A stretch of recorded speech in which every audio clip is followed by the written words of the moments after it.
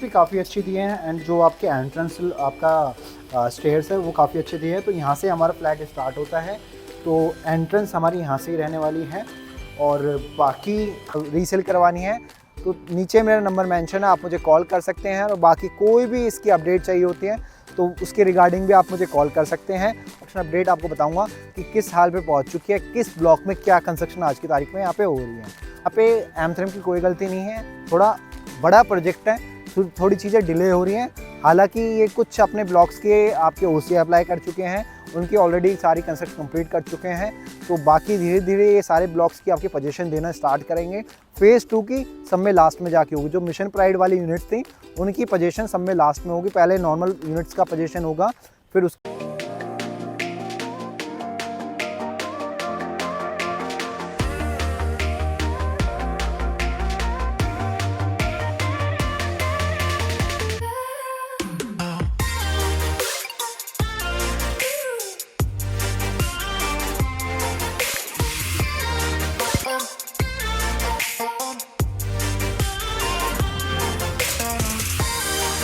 Hello everyone, मैं अनंतन और आप देख रहे हैं मेरे यूट्यूब चैनल। तो गाइस आज मैं आ चुका हूं सेक्टर 89 में, जहां पे M3M एंड आपका स्मार्ट वर्ल्ड का प्रोजेक्ट है।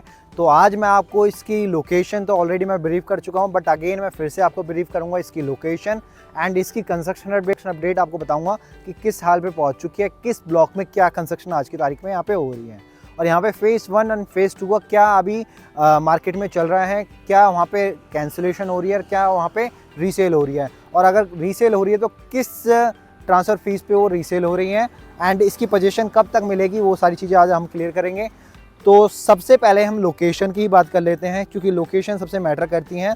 तो जो हमारे प्रोजेक्ट की कनेक्टिविटी है वो 84 मीटर वाइड रोड से है एंड ये सीधा आपका हार्डली 2 से 3 किलोमीटर के डिस्टेंस पे द्वारका एक्सप्रेस से हमारा जाके प्रोजेक्ट कनेक्ट होता है। ये रास्ता आगे जाके पटौदी रोड से कनेक्ट होता है। तो सराउंडिंग में अगर हम बात करते हैं तो यहाँ पे गोदरेज का ऑलरेडी प्रोजेक्ट है, SS के काफ़ी प्रोजेक्ट हैं, ठीक है। और यहाँ पे अभी मतलब ये ला लीजिए कि बैक टू बैक और भी प्रोजेक्ट लॉन्च होने हैं। गंगा का प्रोजेक्ट लॉन्च हो रहा है, तो काफ़ी ज़्यादा back to back ultra luxury project आ रहे हैं। तो उसकी वजह से क्या है, जो हमारे दीनदयाल के फ्लोर्स थे इनकी डिमांड मार्केट में काफ़ी ज़्यादा बढ़ने वाली है। अब आप ये सोचेंगे कि वो तो हाई राइज लग्जरी अपार्टमेंट आ रहे हैं, तो उनकी वजह से इस प्रॉपर्टी की वैल्यू कैसे बढ़ेगी, क्योंकि जो हमारा प्रोजेक्ट था वो जिस टिकट साइज़ की चीज़ें थी उस टिकट साइज़ की कोई चीज़ें गुड़गांव में नहीं बची है। अब सभी प्रॉपर्टीज़ के रेट काफ़ी हाई आ रहे हैं। तो अब जो नॉर्मल 1 से 1.5 करोड़ बजट वाले क्लाइंट्स थे उनके लिए यही लोकेशन अब बची है और इसी लोकेशन पे उनको चीज़ें मिलेंगी, इसी प्रोजेक्ट के अंदर मिलेगी।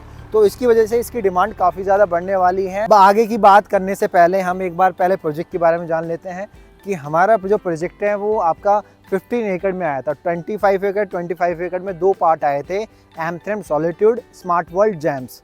तो दोनों के अंदर ही सेम कॉन्सेप्ट था, सेम फसाड लुक थी, बस आपका जो फसाड लुक का कलर है वो चेंज हुआ था। बाकी कॉन्सेप्ट हमारा स्टिल +4 का ही था, प्लस बेसमेंट प्लस टेरेस वाला कॉन्सेप्ट था और काफ़ी अच्छे साइजेस आए थे, 2.5 BHK and 3.5 BHK, 1103 2.5 BHK and 1423 3.5 BHK। कुछ मार्केट में लिमिटेड यूनिट्स आई थी, बड़ी 1543 1565 जो कि लिमिटेड यूनिट्स आई थी, वो डेवलपर ने प्रीमियम पे बेची थी यहाँ पे काफ़ी ज़्यादा।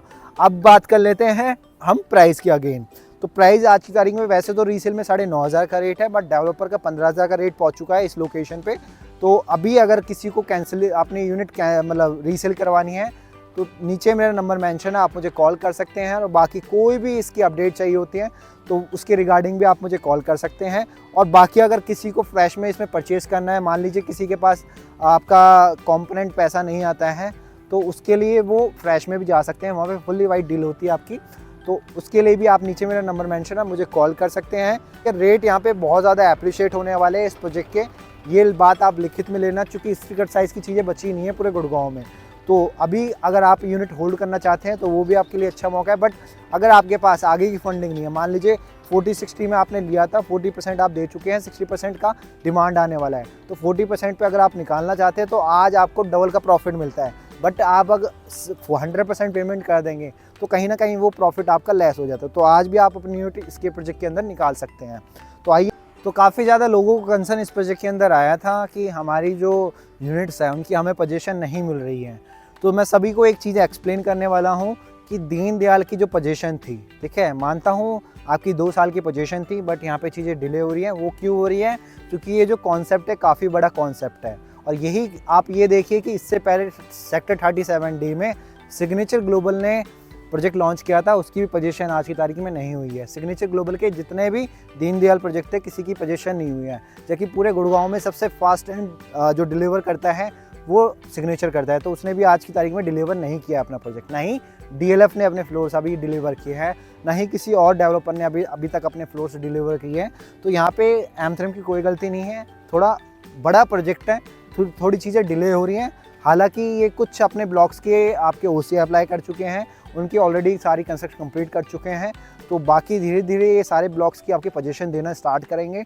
फेज़ 2 की सब में लास्ट में जाके होगी। जो मिशन प्राइड वाली यूनिट्स थी उनकी पोजीशन सब में लास्ट में होगी। पहले नॉर्मल यूनिट्स का पोजीशन होगा, फिर उसके बाद जो फेज़ 2 की मिशन प्राइड वाली यूनिट्स थी उनका पोजीशन देना स्टार्ट होगा। वहाँ पे उनके फुल्ली डॉक्यूमेंट्स बनाए जाएंगे और उसी के बिहाफ पे उनका बिल्डर बाय एग्रीमेंट बनेगा, तब जाके उनकी पोजीशन उनको हैंड ओवर की जाएगी 100% पेमेंट के साथ।